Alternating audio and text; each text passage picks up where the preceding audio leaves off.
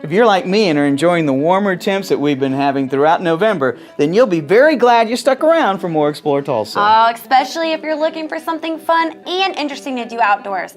Our friend Kelly Gibson shows us many of the sights of our fair city and shares more of the interesting details of each. I should have been a tour guide because I have some awesome stories I could tell. Maybe so, but at Tours of Tulsa, all of Kelly's stories are actually true.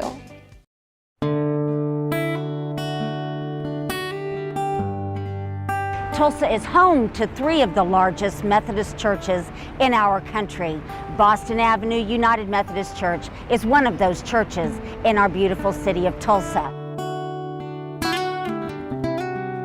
But this building has not always been their church site. Their church site used to stand up at 5th and Boston when they outgrew their 3-story building.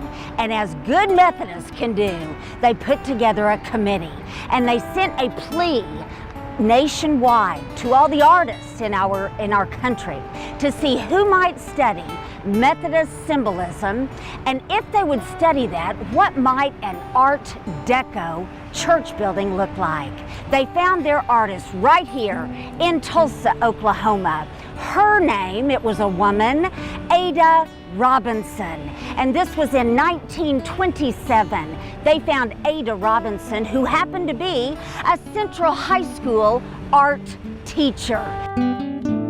Right above the doors, there are 3 symbols that indicate worship, ceremony, and meditation.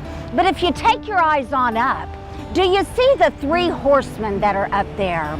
Those 3 horsemen are to be representative of the circuit riders. They may have been called many years ago saddlebag preachers. The one on the right-hand side is Francis Asbury, and the one on the left-hand side is William McKendry. But the one in the middle is known as the unknown rider. That's supposed to represent all of the members of this congregation.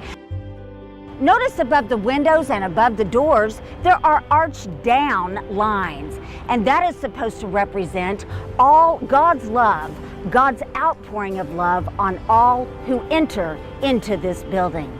Notice all of the points that are going up all around the building, as if going up to heaven. But look very closely and see what those points are.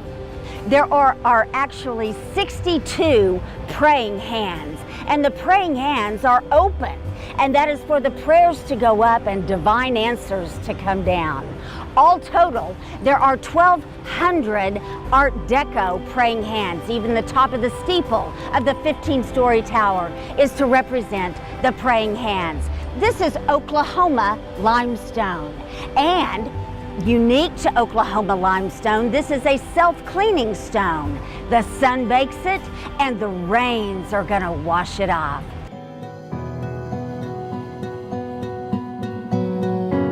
This is the beautiful columbarium that was added in the year 2000, and this is where membership from the church can come and visit their loved ones as they see that the need.